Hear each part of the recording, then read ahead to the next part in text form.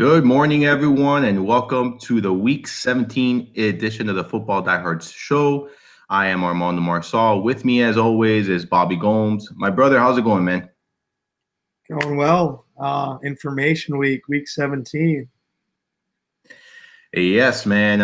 Final week of the regular season. Some teams already announced they'll be rest players. Other teams really have nothing to play for. And some teams are still playing for a spot in the playoffs here. So kind of interesting. This week for me in DFS is always a tricky one. I think there's a lot of variables that have to be taken into account. A lot of value opens up because of either players resting or players being shut down for the season. And we'll get through these bits of information as we go game by game here. But Ezekiel Elliott is expected to sit this one out. I don't know if it's been confirmed. It's been confirmed. He will rest today. So it looks like he won't be on the field. I expect them to take kind of a similar approach with Dak Prescott, Amari Cooper. They really don't need to play any of these players as they've already clinched their spot in the playoffs and their seeding is locked in. So nothing will change with a win or a loss there for them. The Saints really haven't announced much here, but I'm expecting them to pretty much sit everyone out here as they've clinched everything here for the postseason. It hasn't been announced, but I would be very surprised if Sean Payton, risks Drew Brees, Michael Thomas, any of these guys really, Alvin Kamara. So kind of a situation I'm staying away from. And then there are also injury situations. Antonio Brown looks like a game time decision. This is a must-win game for the Steelers here. So lots of things and pieces of information to kind of take in here this week.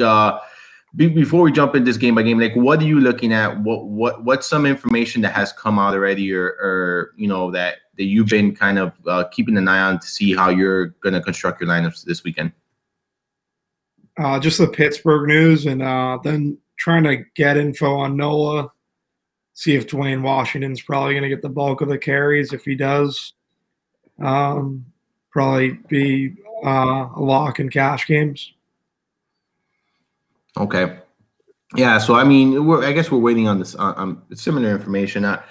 I'm gonna go with the assumption that New Orleans is gonna rest their players, and even if they play them, it'll be a quarter, if that. I just don't see the need to play these guys here. And then there's also a lot of high spreads here. A lot of teams favored by double-digit points this weekend. The Chiefs are favored by double-digit points, and they need to win if they want to lock up that number one seed. Patriots still fighting for the number one seed as well. They're favored by double-digit points. I alluded to earlier where Pittsburgh needed to win. They're also favored by double-digit points. The Rams could use a win here. They're favored by double digits. So, aside from dealing with some players being benched and dealing with, some of the injury, we also have to worry about potential blowout factors. So, a very interesting week nonetheless. And, let's just jump right into this. The first game on the board for me here is a very interesting one to me. None of these teams have anything to play for. However, none of these teams appear to be shutting down any other star players, and that's Atlanta heading over to Tampa Bay to take on the Bucs. This game has a 51 over/under. It's jumped up 1.5 since it opened at 49.5. The Falcons do have a 26.75 implied team total. The Bucs have a 24.25 implied team total here. This, Bobby, is an interesting game to me. I don't hear a ton of people talking about it. I guess there's no playoff implications, and there's really nothing. This game is a meaningless game for both teams, but it doesn't appear that they're going to rest any of their starters. How are you treating this game? Because I think this is one that has plenty of fantasy goodness in it. Would you say the Atlanta game? Yeah, the Atlanta Bucs game. I don't really have much. I feel like Peyton Barber is someone that people are just going to go to because he fits the build. Chris Godwin is the cash game play that I'll probably play from this game. That's pretty much it. At the end of the day, no one's out in this game. Everyone's going to be playing in this game. They're not resting anyone. Matt Ryan's playing. Julio Jones playing. So it's like they don't have anything to play for, but they're going to be out there. It doesn't, and there's been no reports where they're going to rest any of these guys at any point in the game. So it's kind of difficult to gauge. I know there's no, and that's why I think this is an interesting game, because I think it's going overlooked because it has no meaning, from an NFL standpoint. But this game only has a 2-point spread, a 51 over under, one on the higher ones on the slate. Really no blowout potential here, according to the Vegas numbers. So it should be high scoring. I mean, the only concern is Jameis Winston might be might be yanked towards the end of the game, as they want to look at. I believe it's Ryan Griffin that they want to look at, if I'm not mistaken here. But aside from that, I mean, it doesn't look like there's much danger here, of any of these guys being pulled, unless this game gets out of control. So to me, it is a very interesting situation here. Because it does have high total. I think Winston's a perfectly fine tournament play in this contest. I think other receivers for the Bucs are in play. Mike Evans, Humphreys at a reasonable price. Pretty high floor, or not high floor, but pretty high upside. High. The volume is inconsistent, but I think a great matchup here.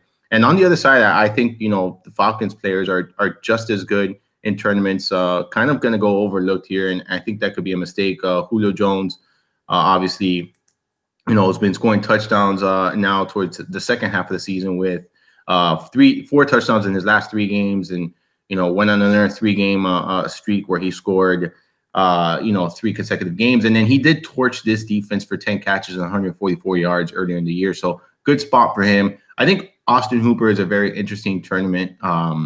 Tight end at 3,500. The volume hasn't been consistent. He's struggled in the last 2 games, but very good matchup. Sets up nicely here against the Bucs. 9 catches, 71 yards, a touchdown against them earlier for his best game of the season. So I think there's some tournament appeal here in this contest, and I think this is one that's going to go overlooked. And I wouldn't be surprised to see one of these guys in the top lineup this weekend. I think so much focus is on this Chiefs team and the Chiefs offense, and even Steelers. I think this game is going overlooked with a very high total and a low spread. So I'm far more interested in this game than you are. I think obviously tournament plays only, because there's really no cash viable options here for me. I know you mentioned Peyton Barber. I just don't know of his workload. I like him in tournaments. I just don't know if that works at all. I don't like Peyton Barber at all. I just meant people were playing him. I'll have no exposure to Peyton Barber. I'm talking about. I think in tournaments he's fine.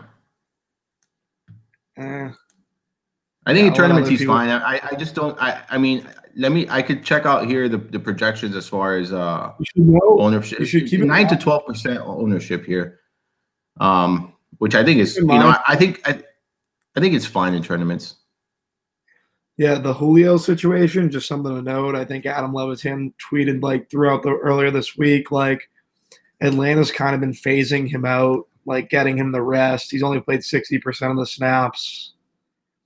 I don't know. The only play for me in this game is Godwin, and he's feel like he's going to be pretty chalky for cash with Deshaun out. It's pretty much all I got. Yeah, we have a difference of opinion in this game for sure. I just think considering the Vegas numbers, it just should have far more ownership. And I just think since none of these teams have anything to play for, I think that's going overlooked here. But yeah, we can move on to this next game. Dallas at New York taking on the Giants. Already mentioned about Zeke Elliott. It looks like they're going to give him rest, so he will name today. Odell Beckham has already been ruled out for this contest. I wouldn't be surprised to see Amari Cooper and Dak Prescott getting rest here either. And even some of this Dallas defensive players, as they have really nothing to play for this week. Saquon Barkley is expected to be the most popular running back of this week, understandably so. I think they're just going to feed him here. I think he's a fine play in all formats. I think he should be someone you want to lock in your lineups. Give me your thoughts on this game, Bobby. Yeah, Saquon, Giants D.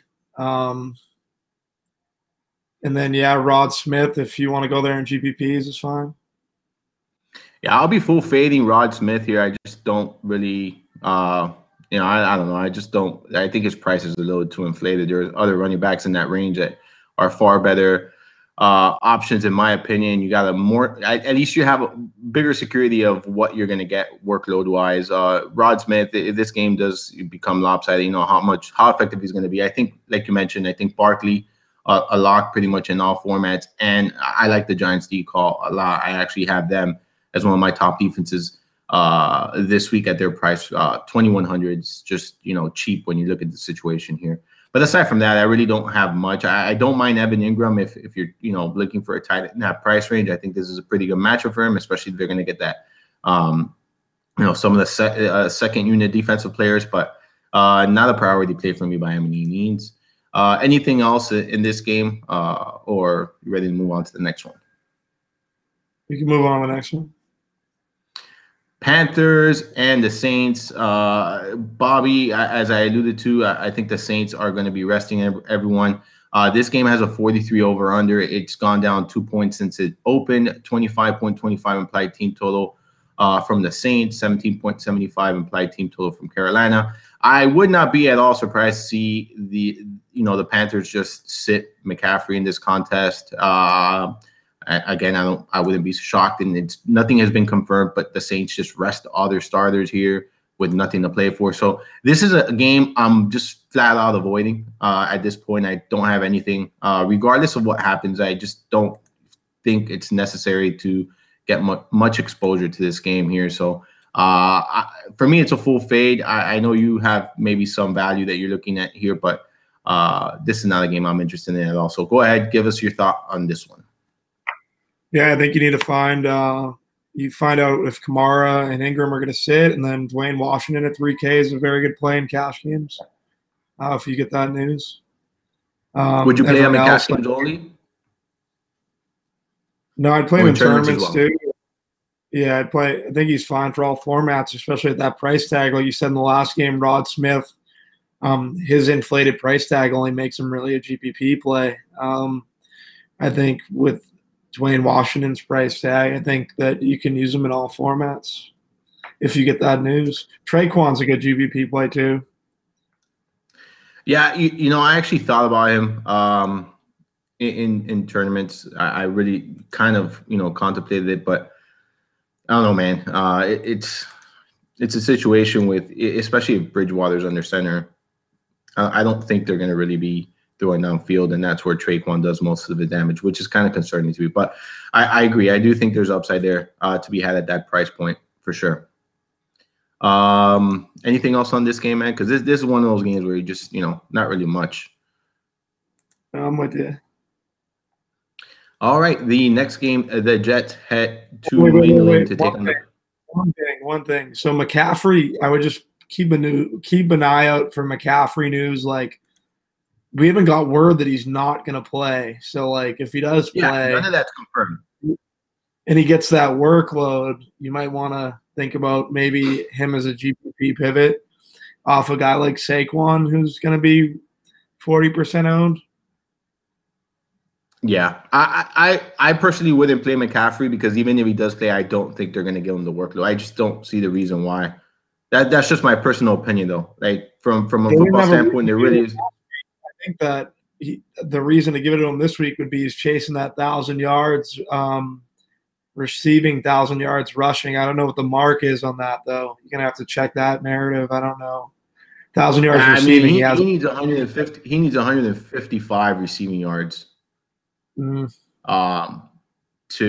get that. I mean, that's that's gonna be. I don't know, man. That's tough. I don't know. I hear you. He's a young kid. Like, if they want him to go, it's a lot. And he is going to get the second unit. Like, he is going to get the second unit of this defense. I without a doubt, it's a good situation if he's going to get the workload. But at that inflated price tag, you really need him to get that workload. I mean, you're talking about 900 more than Saquon Barkley. Yeah. I don't know, man. He has to hit the ceiling. He has to hit the ceiling if it's going to pay off this price tag. With nothing to play for, I get it. I get the game theories, thought of it, man. But it's a difficult task, in my opinion. especially at this price tag. But definitely understand the thought process and the reasoning behind it. I do. Anything else here before we get to the Jets and Patriots? No, that's pretty much it. Jets head over to Foxborough to take on New England. 46.5 over under here. 30.5 implied team total for the Patriots. 16 implied team total here for the Jets. Bobby, there's a couple interesting plays in this game, I think. To start off, I think Julian Edelman has to be one of the strongest plays on the board from a floor standpoint. And then he also has that built-in upside. And the way you attack this Jets defense is through the slot receiver. So I do think Edelman is in a great spot here. If I'm not mistaken, he's going to get Buster Skrine. Grades out well below average on Pro Football Focus. 22% advantage rating for Edelman. To me, one of the top plays on the board because, as I said earlier, New England does have to or needs to win this game to lock up the number one seed in the AFC or play for at least the number one seed in the AFC, because I know the Chiefs have to win, and which they should, but they still have something to play for here in New England. So I expect them to come out here and business as usual for them. I think Sony Michel is also in a great spot. I think he's kind of going to go overlooked here with so much of the value opening up at running back. And I think this is a game where he can easily, go off. I talked about him last week and my interest for him last week. I know this backfield is very difficult to gauge, especially after what we saw Burkhead, 17 touches last week. Kind of was not expecting that. I do expect Sony Michel here, another 17 to 20 touches in a favorable game script. I like him a ton at 5,200. Give me your thoughts on this offense and anything else you might have for the Jets here. Yeah, I really like the Jets side. Darnold, Elijah McGuire, Robbie Anderson, Herndon. I think you go back to that stack like last week. I like Sony. I think he's in a good spot as well. Patriots running backs all in pretty good spots. The same situation like last week. They kind of muddle each other up. My buddy just sent me a text over, and he was like, oh, he's just said like a narrative for Edelman. If he catches 2 touchdowns, it's $500,000 for him in terms of his contract status. They're playing for something. There's not a lot of there's no other real weapons in this offense. So I think Edelman's going to be the guy. I think he's someone you're going to want exposure to. I'm pretty sure Brady and him both know that 2 touchdown incentive. So if he gets 1, they'll probably go for him to get the second, I don't know. It's interesting. I like Edelman. I like these Patriots pass catchers too. I think Dorsett and Hogan are both going to go overlooked if in multi-entry, and Gronkowski's obviously in a good position. He was targeted a couple times in the red zone when they played versus the Jets a couple weeks back. Now you take Josh Gordon out of the mix. But my favorite guy, my priority, probably be Edelman. On the New England side, Robbie Anderson and Elijah McGuire, I love too. Herndon and Darnold is a good guy to have in your quarterback pool in GPPs. Yeah, I couldn't agree more with you, man. I mean, Edelman to me is a lot like I'm locking him into my lineups. I just think he offers that perfect combination, especially on a week like this where there's so much uncertainty. I think he offers a very strong floor, and then as plenty of upside too. I mean, I think there's plenty of upside, so I like him here quite a bit. Elijah McGuire as well, I think, is an interesting play. Game script shouldn't really affect him. He can catch passes out of the backfield. They're going to be chasing points here, so I can totally see the thoughts on the Jets passing game here. So aside from Edelman, Michel, and McGuire, though, I really don't have much. I think you mentioned Herndon, and I think that's an interesting call. I really do. We've seen his production and volume been a little bit more consistent towards the end of the season here. So if you're looking for a cheap tight end, I can totally see going Herndon here. After all, 7 targets last week, scored a touchdown. We saw 4, 2, 6, 4, 8, 4. So targets have been pretty consistent for him there, aside from maybe one game. Anything else here, Bobby? Are we ready to move on to this next one? No, that's it. All right, and we got Jacksonville going to Houston to take on the Texans. This game has a 40.5 over-under, 23.75 implied team total for Houston, 16.75 implied team total for Jacksonville. Bobby, this is one of those games. Well, news here is Leonard Fournette is not expected to play here. It looks like it's going to be Carlos Hyde and TJ Yeldon manning the workload. Kind of a stay away situation for me out of this backfield. Nothing really in this game stands out to me. Blake Bortles will get the start. He's 4,400, but even at that price, I'm not going there. But maybe you have a difference of opinion. I know Houston has been a little bit more generous to opposing quarterbacks as of late. That's not the case. I'm still not gonna take a shot on Bortles. But if you are, go ahead and let us know why. I'm not really taking a shot on Bortles. Yeah, I think he's terrible. I think Jordan Thomas is pretty good in this game, and I think he's sneaky for GPPs. I think he's probably the sneakiest play in this game for GPPs. DeAndre and Watson, they're going to be popular. But, yeah, like Jordan Thomas. So do you think DeAndre and Watson are going to be popular this weekend? I think in tournaments, yeah, why not? A lot of usage. I don't project it. I asked because I have. I'm sorry. I haven't looked at ownership, but for them, I kind of got a late start today, so I don't know. I would play them. I just Hopkins has a 5 to 8% ownership projection. That's why when you said that you thought there would be a popular. I thought I was missing something, man. Yeah, it's a situation I'm kind of just staying away from here. I guess it makes sense if you want to try to toss it in there and tournaments. Huh? Thinking their player pool multi-entry, they probably have them. Yeah. I have nothing in this game. Zero exposure here. So, you mentioned Thomas as a sneaky tournament tight end there, and then maybe some Hopkins and Watson. Situation I'm staying away from those. So, unless you have something else, we could pretty much move on to this next game here. D.D. Westbrook. There you go. D.D. Westbrook calling right before we move on to Detroit and Green Bay here. The Packers have nothing to play for, but Devontae Adams does. He's questionable in this game. I think he's going to give it a go. It looks like he's going to give it a go. He didn't practice. He's dealing with a knee injury, but I guess he'll be evaluated before game. We should have that information prior to lock. This game, Bobby, has a 45.5 over-under, jumped up 1.5 since it opened. 27 implied team total for the Packers, 18.5 implied team total for the Lions. Go ahead and give me your thoughts on this game, man. Yeah, Galladay, he's going to get a lot of targets on the Detroit side. He's only play there.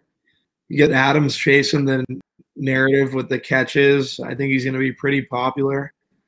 I mean, catches and yards. He needs 133 yards and two catches for the Sterling Sharp record, and then the 133 for the Jordy record. So I don't know. I like the Green Bay passing game, but I'm more interested if we get news on Snacks Harrison, because then Detroit will force Green Bay to funnel. And then I think that Jamal Williams at his high ownership is probably a fade in tournaments. So then you probably want more exposure to Rodgers, Adams, Valdez, Scantling, that 3K guy that they have that people are kind of Chun or something. I don't know how to say his name. People are talking to him. It might be Cobb's last game as a Packer. I don't know what his status is right now. Yeah. You're talking about Jake Kumaro, yeah, Kumaro.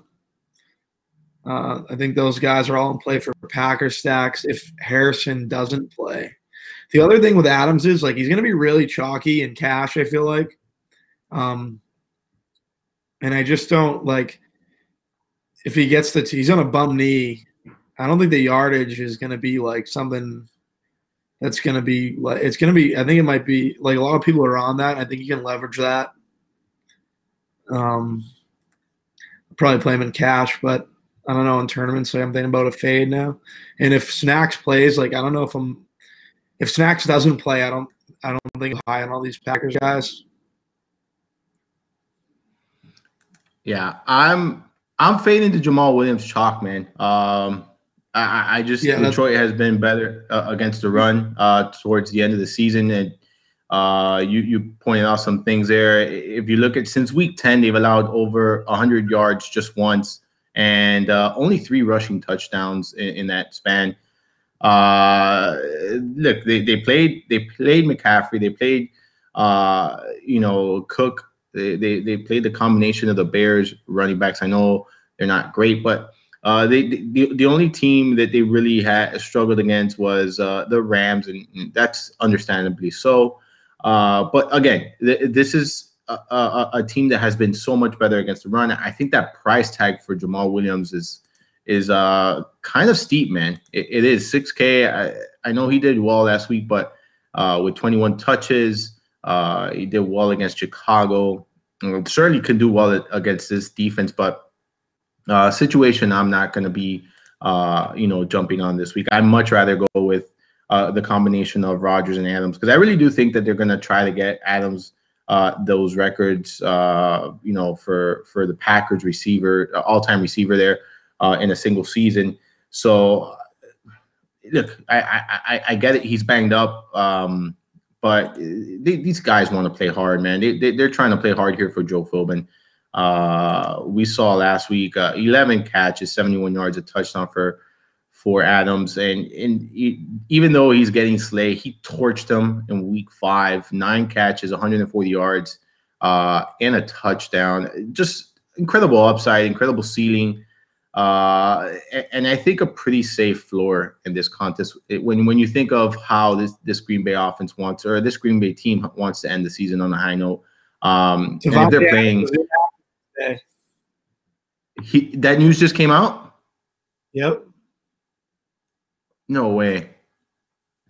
Yep. Wow. Well, that's huge. There you go. I mean, so much for that Adams talk, and so much for Rodgers. I pretty much now just a stay away situation for me. In general, I will not. Huh? Edelman time. Alvin Kamara inactive. There you go. I mean, it's flying. That news is flying. That's big information there, in my opinion. Just so much to pretty much. So what are you gonna do now? Okay, now that we have this information here, what are you going to do with that running back situation here for the Saints? I mean, you mentioned you were waiting on that news. So what are you going to do now with this news? Still not the Ingram news yet, so I don't know. Pretty much, I think they're gonna have. I think they're gonna sit Ingram. Assuming they sit Ingram, are you going to? Yeah, to go to Washington then? Yeah, without a doubt. I'm not seeing. So I'm still not seeing Davante Adams. I have Fantasy Labs notifications to my phone, just right away. And they just reported it? Yep. All right. So there you go. Davante Adams officially out according to Fantasy Labs here. All right. Yeah, so this game for me, man, I'm pretty much staying away from it. Not going to go with Rodgers. I actually liked him as a tournament play. I think he was going to kind of go overlooked here.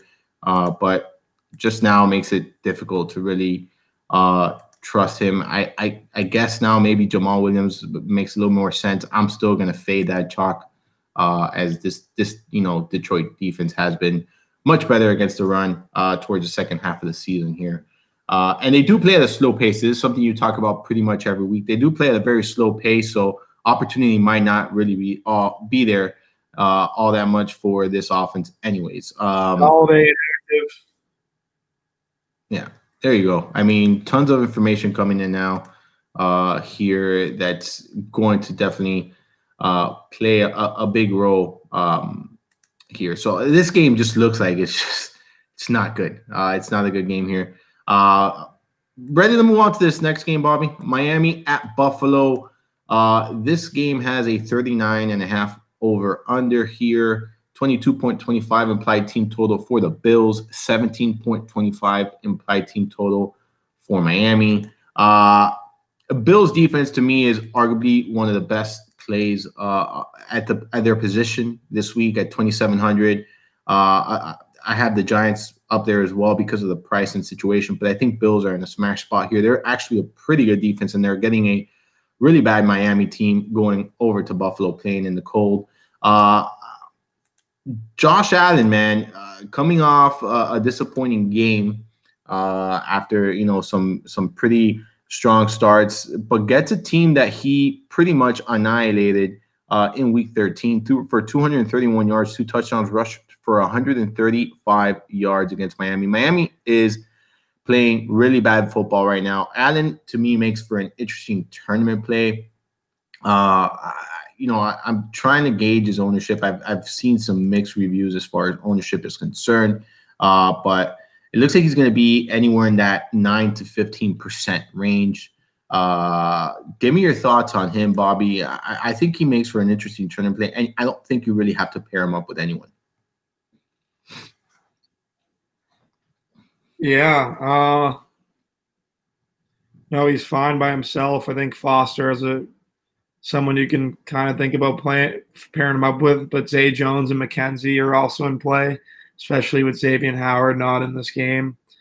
I like both defenses in this game. I think that you'll see a defensive touchdown in this game. I think they're good for GPPs. I'd go Giants and cash, but definitely like both defenses for GPPs. Yeah, and I'm not going to be playing this gentleman I'm going to mention now, but if you're looking to, if you're digging really deep at the tight end position, Jason Kroom played in over 70% of the snaps last week, 6 targets, caught 4 of them for 55 yards. Miami really struggles against tight ends. Listen, there's plenty of talent to pay up for this week. So if you're looking for, and there's really good expensive tight ends as well. But if you're not paying up for tight ends and you're taking a different approach with your lineup construction, considering someone like Kroom makes some sense just because obviously there's a very low floor and the ceiling is not significant. But when you're looking at price or point per dollar, he can certainly pay off that price tag in a pretty nice way here, I think. So again, not someone I'm prioritizing, not someone I'm, telling you and endorsing the must play or anything like that. But if you're looking for a cheap tight end, I think Kroom is someone you can look at this week. Any thoughts on him, Bobby? Like the call. Yeah. All right. So and from the Dolphins side, I got nothing, man. It's crazy to see Kenyon Drake this cheap. It's so mind-boggling to me, man, because I mean the kid's talented. I hope he goes somewhere else next year so they can actually utilize him properly. Kind of reminds me like of the Amari Cooper. They weren't utilizing him properly in Oakland. He goes to Dallas, and look at him now. I think Kenyon Drake is a good running back.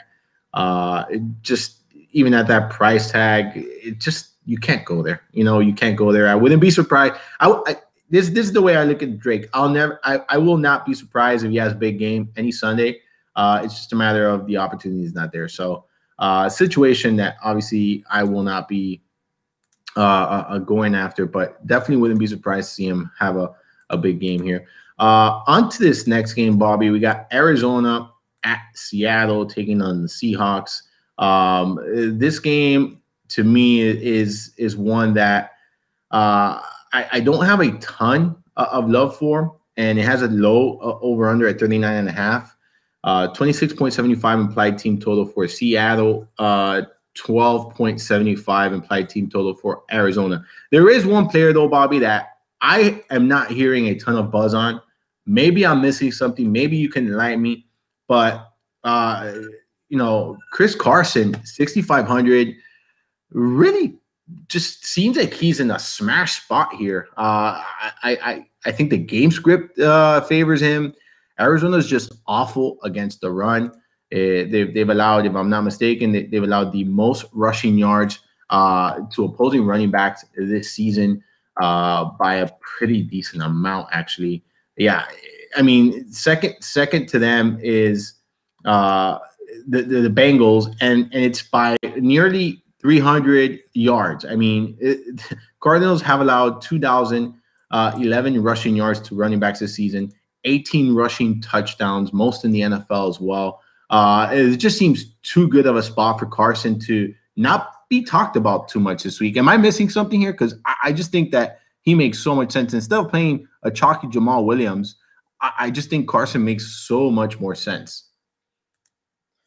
Yeah, what are the narratives behind Seattle? Like, are they, if they win and they're in, or what's the situation? They're playing for seeding. I mean, 5th or 6th seed is basically what they're playing for. I don't know the importance of that, for Seattle, like how important it is to either finish in 5th or 6th seed, but they're playing for seeding at this point. I mean, they're not playing for anything else. Can another game affect Seattle? Like, if someone goes up, will it be just they take out their starters and that's the situation? Honestly, not that I know, because I think Vikings are also in this mix. I can look it up here for you, but I think honestly, I think it's Bears, which play. I think Bears.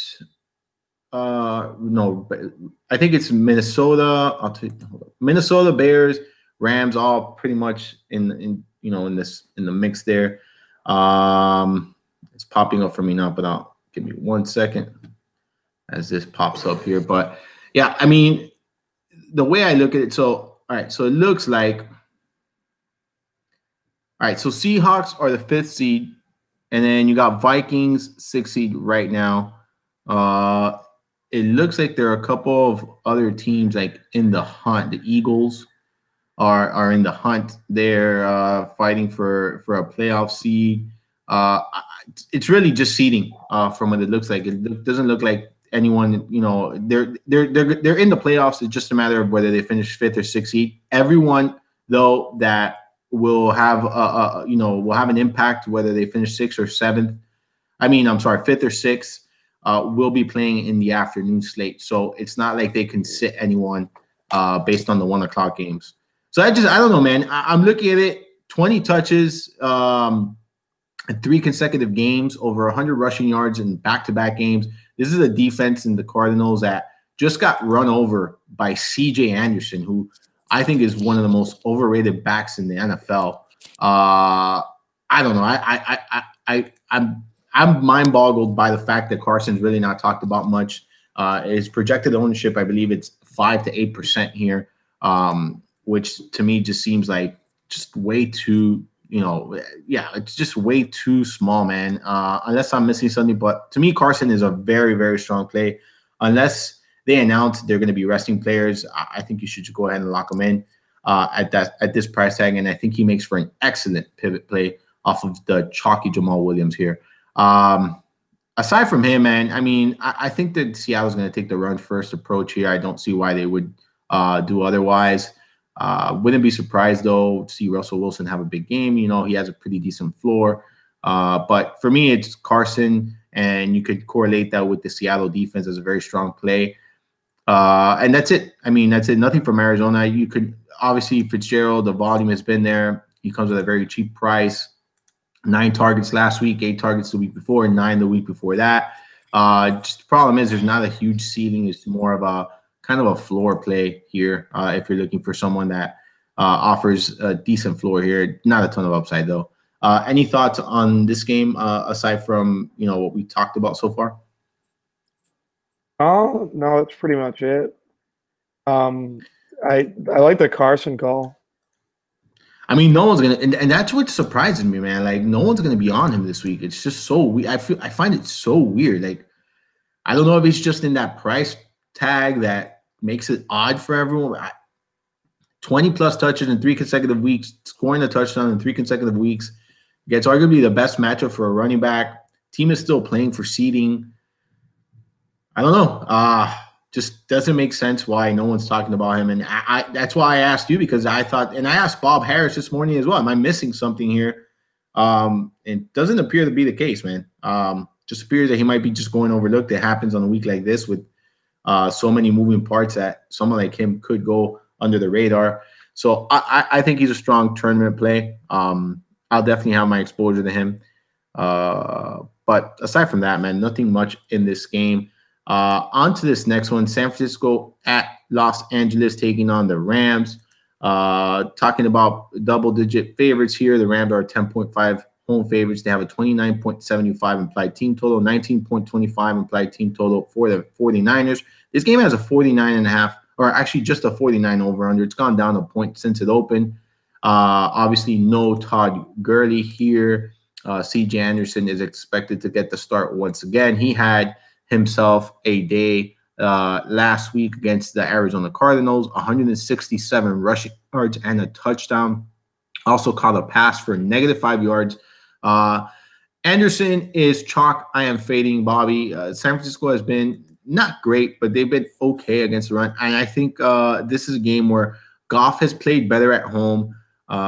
They're playing for something here. I can see him be a sneaky GPP quarterback here. And pairing him up with someone like Robert Woods is just something I really like. Robert Woods, one of my favorite receivers on the slate, right there neck and neck with Edelman this week. So think that this is a good spot for this offense. And then on the other side, there's no Matt Breida, and it looks like it's going to be Jeff Wilson manning the workload here at 4,400. I don't hear people talking about him. I know that they're going to be chasing points, but he displayed his pass catching abilities several weeks back when he caught 8 of his 9 targets for 73 yards. Listen, he's had some tough matchups against Denver, Seattle, Chicago, and hasn't been as productive. But I think this is a much better matchup against a Rams defense that has just been a little bit more generous to running backs than most people think. Since week 8, they've allowed over 100 rushing yards in all but 2 games, and they've allowed, let me see here, 8 touchdowns, 8 rushing touchdowns in that span. So I think it's a pretty good spot for Wilson, who, in my opinion, is not game script dependent here. Yeah, I love the San Fran side of this game. Mullins, Wilson, Kittle for GPPs. I think that's the value QB you want is Mullins. On the Rams side, I like Woods and I like a lot of their players. I'm with you, fade C.J. Anderson just completely. But my issue with them is if they end up clinching, they could just pull everyone. And then there's not really much value in playing those guys. The one argument that C.J. Anderson probably be left in the game, but I think Goff and Woods and I think those guys would be the first guys to kind of leave. So I don't really love the Rams. But the San Fran side, I like the San Fran side. Wilson solid, I think. And then Kittle and Mullins. The Rams win Sunday. Bjorn. Richie James. Yeah. So, all right. So the Rams, the Bears would be the only team that can knock them out. I think of the number 2 seed. Well, let me see. Yeah. So the Rams have to win in order to lock up the number 2 seed, from my understanding, or if they lose, the Bears have to lose. So we won't know. What I'm saying is if they're up a blowout, you mean a blowout? Touchdowns. If it's a blowout, yeah, they're up by a couple touchdowns. That's and the spread has moved significantly. And that's a good point because the spread has moved significantly. They opened up as 6. Let me see. They opened up as 6-point favorites. Now they're 10.5-point favorites. That's a significant jump I mean, that's not, a point or half a point. And they opened up as 6-point favorites. That was with, I believe Gurley was questionable. Gurley out, and they jump up to 10.5-point favorites. Like, it's mind-boggling. But, yeah, I agree. I think that's something that you really have to take note of here. I love the fact that you're enthusiastic here about San Francisco, because I do think Mullins is one of those quarterbacks that could win you a GPP this weekend, man. Like, you really could. He's 4,700. Not going to have any ownership. Going to have to throw the ball a ton here, chasing points. Kittle in a good spot as well. I love that call. I think he makes for a pretty strong pivot off of the chalky Travis Kelce here. And then Wilson, to me, is one of the best value plays. And projection here for Wilson, really not that high. I mean, from a standpoint, he's kind of expected to go overlooked here based on what I'm seeing, 9 to 12%. I don't think that's all that high. I wouldn't be surprised to see him at that 10% mark, which would be extremely low considering his workload, and really the only running back that should have a role here in this backfield. And his ability to catch passes is something that really draws my attention, especially on a site like DraftKings. So that's where I'm at with this game. Do you have any other thoughts here, or are you ready to move on to the next one? You can move on to the next. All right, we got the Chargers heading to Denver to take on the Broncos. This game has a 43.5 over-under. It's jumped up 2 points since it opened. 25.25 implied team total for the Chargers. 18.25 implied team total for the Broncos. No Phillip Lindsay in this one. He's out. It looks like, Royce Freeman is going to get the starter for the Broncos. He's 3,500. I have no interest in him, though. I really have no interest in him here because he does not catch passes out of the backfield. And if this game at all becomes one where the Broncos are chasing points, Freeman might really see a significant workload. And they did mention that Devontae Booker will still get a bunch of runs. And we know that he can catch passes out of the backfield, and he's utilized in the passing game a ton. So I wouldn't be surprised to see Freeman as their starter, but Booker as the top running back out of this backfield with fantasy points come end of Sunday here. But still, a game I really don't have a ton of love for. I think Madden is obviously in a good spot now that the Broncos don't have Harris anymore. We know that he is the guy here in Los Angeles, and Rivers' go-to in the passing game. So Melvin Gordon, he's going to give it a go, but I was concerned about him last week. He ended up, with 12 carries, 41 yards, and a touchdown. He also caught 3 passes. Didn't have, just a complete dud, but really did not do enough to pay off that salary. I think once again, high salary, and we're talking about a Broncos defense that was a little bit more generous against running backs earlier in the year, but kind of just been a little bit better towards this second half of the season. I know they've had a couple of missteps the last 2 weeks against Cleveland and Oakland, but since week 7, man, this unit has only allowed 3 100-plus yard games and just 2 rushing touchdowns. So since week 7, only 2 rushing touchdowns, and those 2 were last week against Oakland. Not a situation I think it's great here for Melvin Gordon. Do you have any difference of opinion here for this offense? I like Gordon. He'd probably be the only one in tournaments because they could just win everything during the game, like same situation with the Rams, and then pull people. And then on the Denver side, Booker, he'd be the turn. I'd go with Booker over Freeman in tournaments, just because he's going to be utilized more in the passing game, and it fits the game script more, I guess. Yeah. But Freeman's probably, if you want to go to Freeman in cash, I'm not going to go there, but I get it.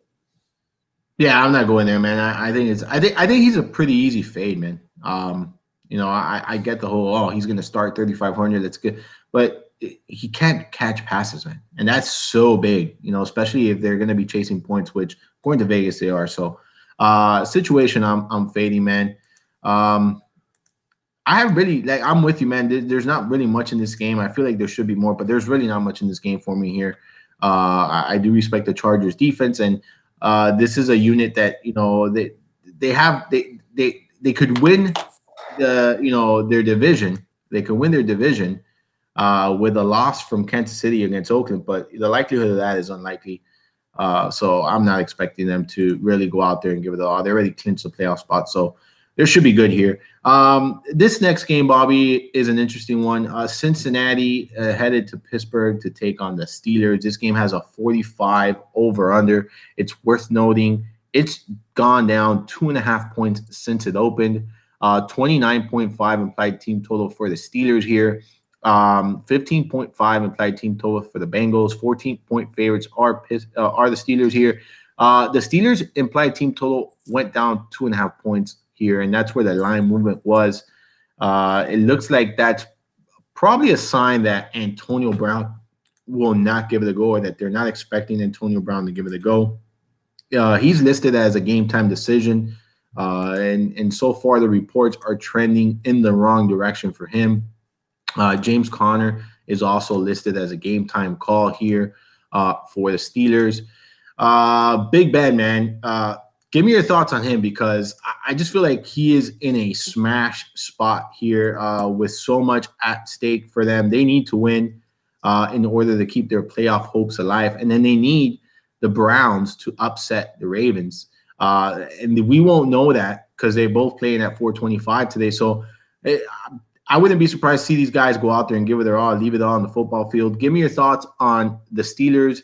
And if you have anything for the Bengals, I mean, go ahead and enlighten me. But I have 0 for Bengals here. Yeah. So for the Bengals, it's pretty much nothing. And then CJ on the Steelers side, would be the only guy, right? CJ Uzomah, yeah, he'd be the only. He would be the only guy. Yeah. And the Steelers. And the Steelers, basically, yeah. So if Brown sits, it's Juju and Cash, and a lot of Juju in tournaments. The play, I think, is like the GPP play for the Steelers is Connor, especially if he assumes that workload. I think he's a good fade off a lot of these guys that a lot of people are going to own. I'm actually plugging him into something right now. I did, before you do that, I did read a report saying that despite them going with a one-man backfield, usually whenever they have a healthy back, that Jalen Samuels has done enough to earn himself a role. I just wanted to just throw that out there. It's just a report. Obviously, you take that with you can only take that for what it's worth. No certainty there, but just wanted to enlighten you on that before you smash the Connor button there. Yeah, so no, in GBPs, I feel like it's fine. You know what I mean? I wouldn't go there in cash. Absolutely.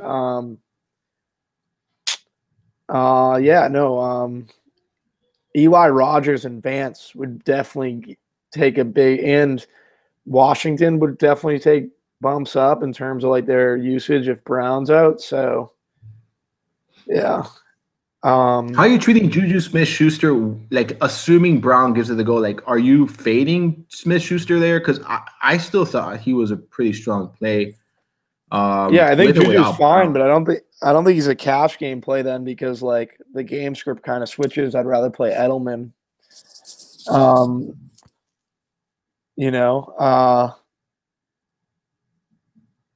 don't know. He could be a cash game play, but it's just not in his. He's got to split. There's a lot of weapons in that offense that could muddle him up. I just want the 100% usage. But he might have to be I have to kind of look over everything. I like him better than Brown. Yeah. I definitely like him better than Brown, especially if Brown is going to give it a go at less than 100%. But I didn't know if, for instance, if Brown gave it a go, if we're switching up, our stance on Juju, in a great spot here. I think he's a GPP play regardless of Brown's status, and I agree with you. I think in cash game you might want to stay away if Brown is there, just because the usage might not be as high. I mean, we've seen Juju Smith-Schuster with pretty heavy targets, even with Brown on the field. But at least with Brown off the field, you're going to guarantee yourself the first looks pretty much the majority of the game here. So I agree with you there. What are your thoughts on like rostering Big Ben in tournaments as a pivot from someone like Patrick Mahomes? Yeah, Big Ben's. I'd probably be underweight on Big Ben. Okay. Yeah, I just I'm like so Mahomes, Kittle. Yeah, I'm sorry. I just like Mahomes, Mullins, Darnold, and Allen. Those are probably my guys at the quarterback position. I'm very different about Big Ben this week, man. That's why I ask you, because it's just like I don't know how to treat the situation there. I really don't. I think it's just a great spot for him. Based on what I'm seeing, it looks like he is obviously going to be among the most popular quarterbacks, like, right behind Mahomes there. So I don't know. It's a sticky situation for me. I think he's fine. But again, like, when you have Mahomes for what, like 100 more it is, if I'm not mistaken, do you want to roll out Big Ben? So I'm not sure how I'm gonna handle Big Ben yet. I do have exposure to him. I'm not sure if I'm gonna remain at my exposure level, or if I'm gonna come off of him and go to Mahomes. I guess I'll decide that towards the end of the show. But I do think he's in a good spot here against the Bengals. I like this offense quite a bit, actually. So and then obviously the big news we're all waiting for is Antonio Brown, and we probably won't get that before 1 o'clock. We're probably going to get that later in the day. So something to keep an eye on, guys. Chicago here headed to Minnesota to take on the Vikings. There's a chance that with the Bears that they can bench some of their guys. Minnesota must win if they want to continue their season here. This game, Bobby, is somewhat interesting to me, man. I think Vikings offense, pretty decent spot here. This game has a 40.5 over-under, 23.25 implied team total for Minnesota, 17.25 implied team total for the Bears.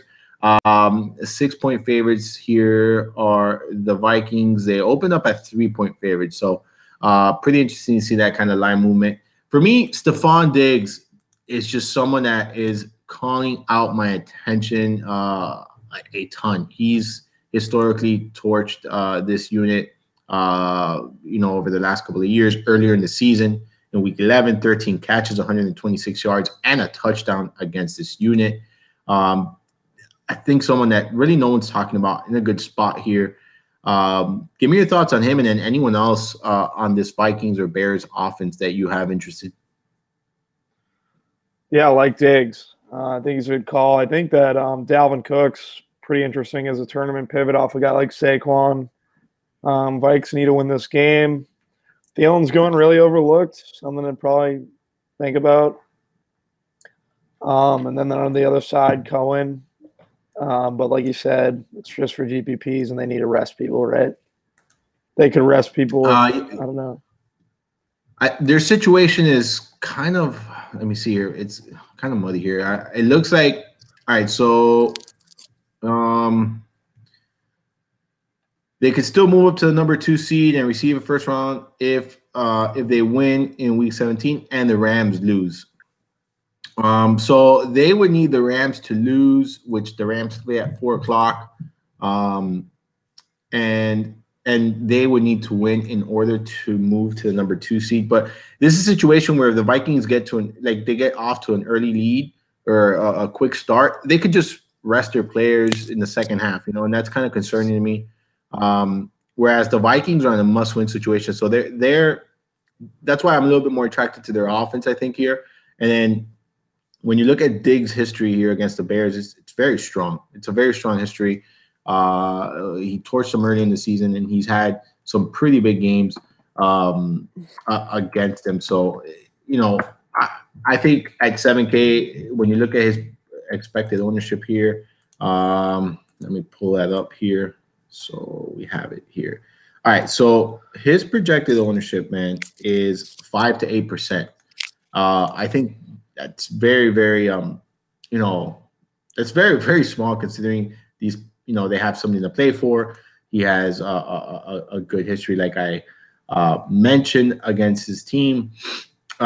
Just a good situation overall here for Stephon Diggs. I'm pulling up his numbers here. I read it here at the okay. So, all right. So here are his numbers. All right. This is Diggs has torched, and this is Evan. This is from Evan Silva's Week 17 matchups article here. It says where Diggs has torched defensive coordinator Vic Fangio's defense for receiving lines of 13 catches, 126 yards, a touchdown. 6 catches, 65 yards, a touchdown. 8 catches, 76 yards, a touchdown. 3 catches, 55 yards, 2 touchdowns. 6 catches, 95 yards, and a touchdown in the 5 matchups that he's faced his defense. So scored in every single one of the matchups, has had tons of success, double touchdown upside, with something to play for. I just think makes a ton of sense in tournaments to me, man. So someone I'm pretty bullish on this week here is Stephon Diggs at a very low ownership in tournaments, guys. Any other thoughts here on this offense? Kirk Cousins, I mean, he's cheap, man. He's cheap, and he did a pretty decent job against the Bears despite turning the ball over a ton the last time out. So I wouldn't be surprised to see him have a pretty productive game. So pairing these two up in tournaments, I don't dislike the idea of doing something like that here, Bobby. Any other thoughts here on this, on this contest? What did you say? I'm sorry, I missed it. No, that Kirk Cousins, I don't mind him as price tag, man. Yeah, I like Cousins. I like Diggs on Dalvin Cook for GPPs. I'm sorry, I was trying to fix something quick. No. It's cool. All right, on to this next game, Bobby. The Raiders head to KC to take on the Chiefs. This is a game everyone has been talking about. Kansas City are, I believe, 14.5-point favorites. Yes, they are. 52.5 over under here. It's gone down 1.5 since it opened. 33.5 implied team total for the Chiefs. 19 implied team total for the Raiders. The Chiefs win and they lock up the number 1 seed in the AFC. I mean, that's just the way it is. It's what it is. And I think they should easily win this game. Question is, if this becomes a blowout, do they leave their players on the field? Are we going to be limited? Are we going to see a limited, or a capped ceiling here from these guys? I think not, but because if this game does blow out, I think it's because Mahomes did his job and, torched this defense. So he's the chalk play at quarterback this week. Give me your thoughts on him. Give me your thoughts on this offense. And if you have anything from Oakland, go ahead and let me know what you're thinking on that side too. Yeah, I like Mahomes and Kelsey and Cash. Don't love anything on Oakland's side. Maybe Jalen Richard, Jordy Nelson, but I don't know. They don't really do much for me. Jalen Richard would be the priority. And Kelsey's a cash game play too. Damian Williams, I think he's fine for GPPs. So I assume Tyreek too. Tyreek's in like a real good spot with Mahomes and GPPs. I just wouldn't go there in cash. Yeah, I'm with you. I think Hill's the tournament play here for this from this offense, and then you got Kelsey as the cash game lock. His price has gone up, but he's been so good. He's been so consistent. It's very difficult to find a tight end as consistent as he is. And then when you look at the matchup against the Raiders, it's just a phenomenal one. Mahomes in my is viable in all formats. He's going to be popular, but listen, I understand why. This is just a great matchup for him. He's been such a consistent and dominant quarterback throughout the season. I don't think that changes this week.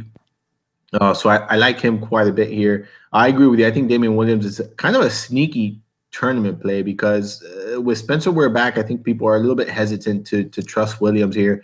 And he's still going to have a role. It was announced he's still going to have a role. He's their pass catching back. They extended him. So I do think that he's going to, have a solidified role.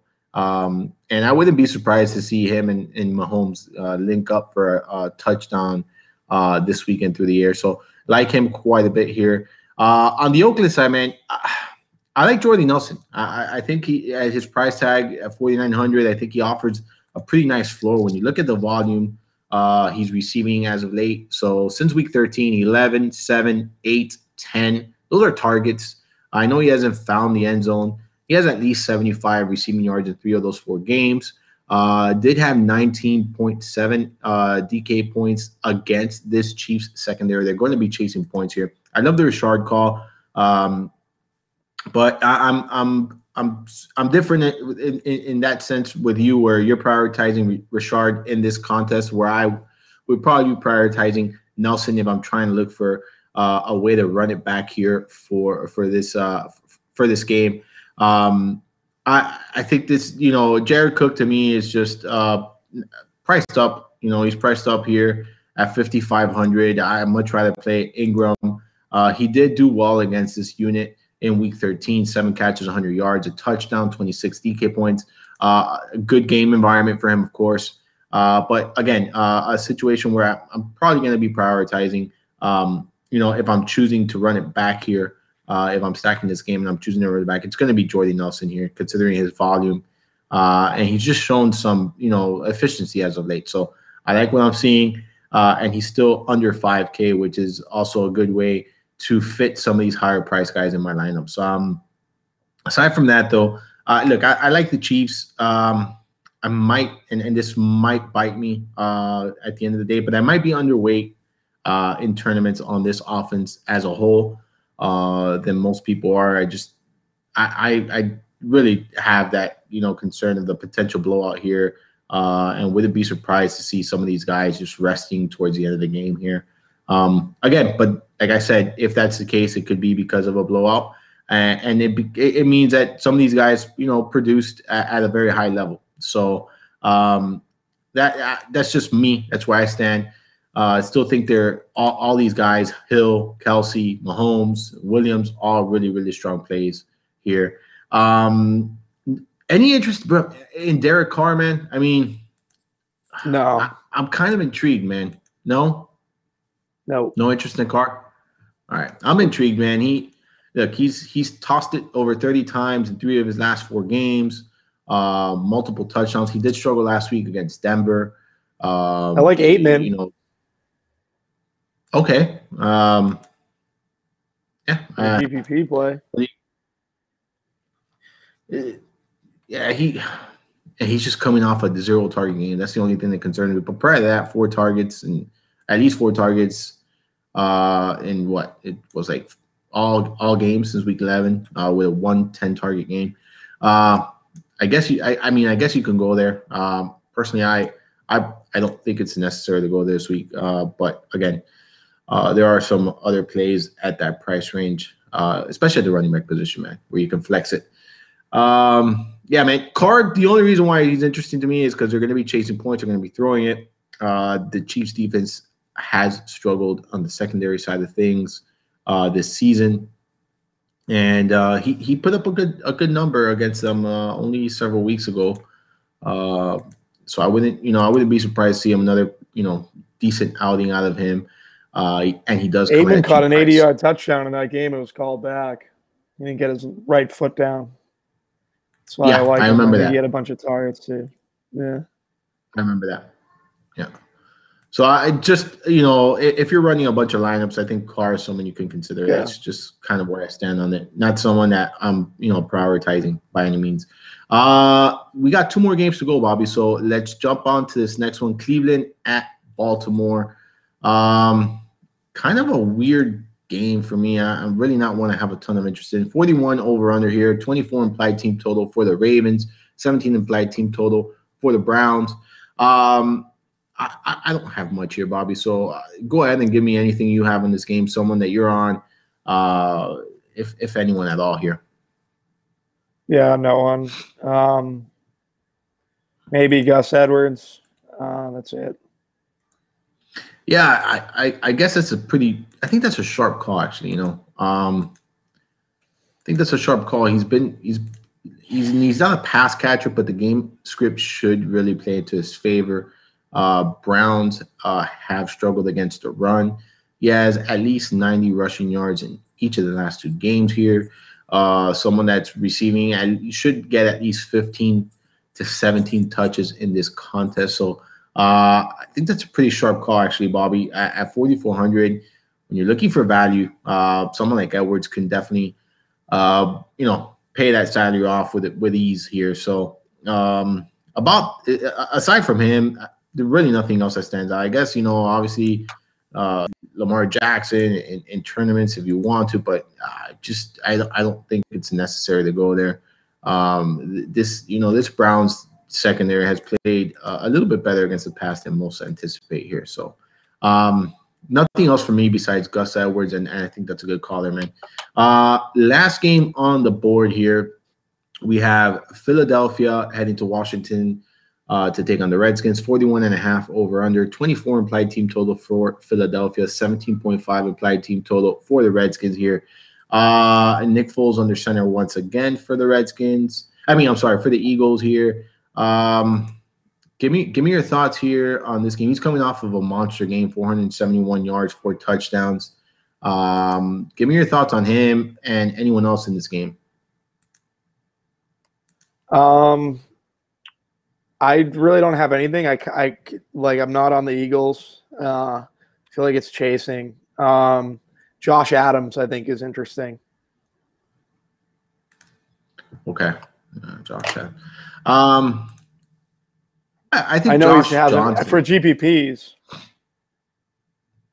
Yeah, I get it. I think Josh Johnson is actually pretty interesting as a quarterback punt here in tournaments. The Eagles have been awful against the pass. He's 4,800.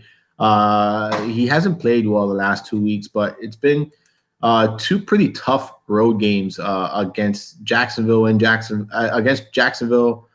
Tennessee. Both games on the road. Both defenses are pretty solid. But he did have a pretty strong game at home, and that was against the Giants in Week 14.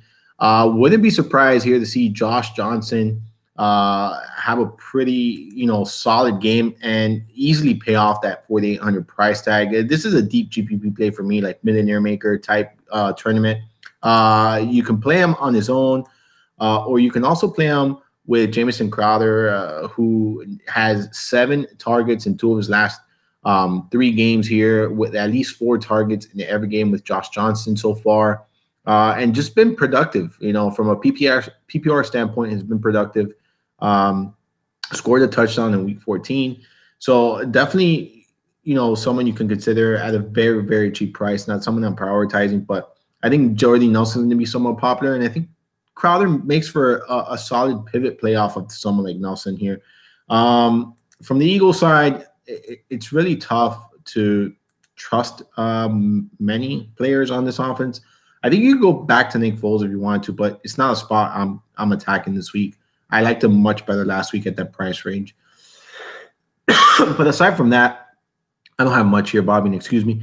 I don't have much here. Unless you have something else here in this game that I'm missing, we can get in maybe some of these questions that we have here. We have a couple. So maybe we can get some of these questions that we have, unless you have something else in this game, man. No, that's pretty much it. All right, so here we have Joe Mixon or Derrick Henry. Henry for me. Yeah, Henry. Actually, you know what? I kind of like Mixon for tournaments. Okay. Royce Freeman or Darren Sproles.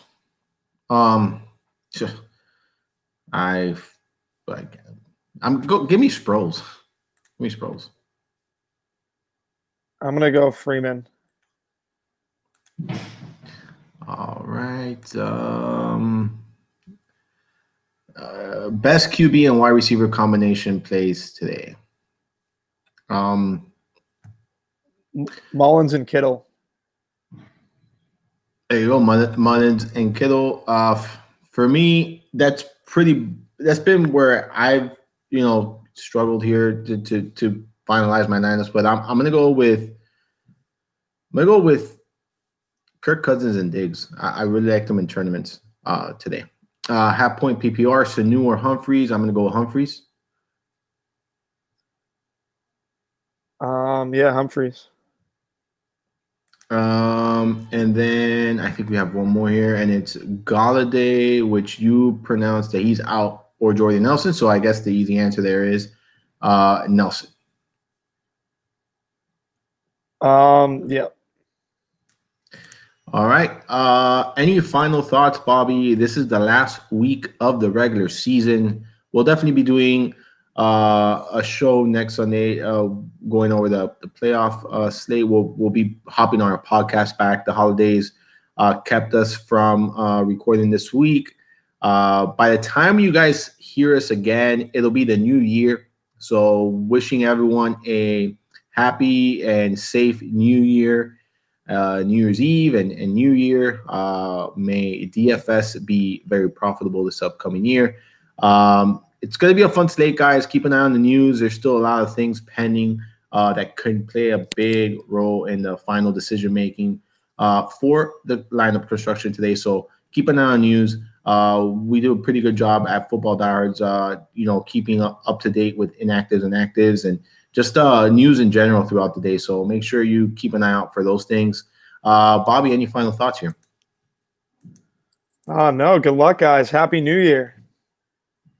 All right, guys. Good luck to everyone. Make sure you follow us on Instagram. I am at Armando_Marsal. Bobby is at Bobby Gomes DFS. Good luck to everyone this week, and we will see you next weekend. Later, guys.